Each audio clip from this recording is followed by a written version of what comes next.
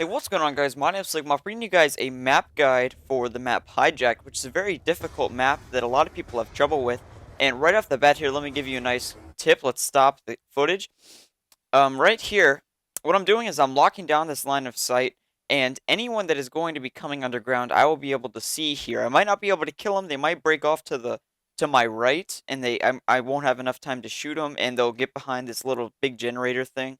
But if they do come straight down, I'll be able to see them. And if they do cut off to my right, their left, then I can, just deal with them. And they're probably not going to see me in that spot. That's a pretty good spot. And also, keep in mind, if you kill someone down there, they're probably going to expect that you're going to be coming up. So if you kill someone underground, they're going to respawn back in their spawn. And they're probably going to come right down to the tunnel and just wait at the steps for you to come. Because where else are you going to go?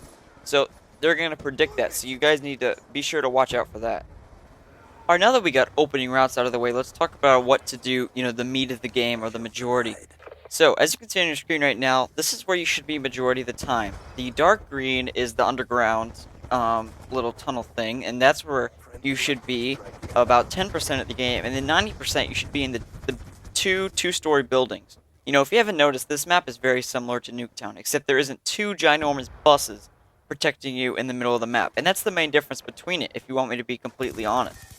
The middle is not a death trap on Nuketown, but on this map, it is. So as you can see on your screen right now, the red signifies where you should never, ever, ever go, unless you want to dive. Alright, so now let's get into the nitty-gritty of this map, and that is the lines of sight, and where you should place bouncing betties and claymores and stuff like that. The yellow squares is where you should place your bouncing betties if you're going to camp in the second story, which I wouldn't really recommend because there is a lot of counters that Treyarch creates to camping in second stories, and this game in a whole, and especially on this map, like ladders that can kind of counter your spots. So I wouldn't recommend camping. I would recommend, staying in the buildings, but changing between the first and second floor, changing up your spots. The lines of sight, as you can see here, are the red lines, and you can see a lot of them are in the middle, and unfortunately not everyone that is going to be playing Call of Duty Black Ops 2 is going to see this video, so they won't know that, you shouldn't really go in the middle of this map. So you're going to take advantage of those people that haven't seen this video, which is 99.9999999 on and on and on % of people that you're going to be playing against. So, I would take advantage of that and pick off the poor noobs that are running into the middle of this map. Alright, so usually I would go more in-depth. As you can see here, airspace is full. I was trying to get the stealth chopper in before my friend, but anyway. So usually, if you've seen it of my other previous map guides, I'll go more in-depth to like lines of sight and secret spots and stuff like that, but there really isn't any, and I don't want to sound repetitive or blatantly obvious. So instead, I figured we could just get into the Scorestreak side of things.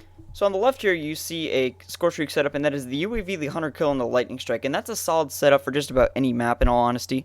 The setup on the right for the Stealth Chopper, the Warthog, and the Lodestar is a bit more particular to this map and the game types Demolition and Kill Confirmed. The Stealth Chopper is basically going to be resetting the enemies back into their spawn, while your Warthog and your Lodestar is going to be going to work in their spawn. The Stealth Chopper is going to kill them and respawn them in the back, in the hopes are that your Warthog and your Lodestar are going to be wrecking them while they're respawning. A nice secret capture spot you might have seen from Woody's Gamertags video, but he actually copied it for me. Well, he didn't, but I knew it before him, let's just put it that way.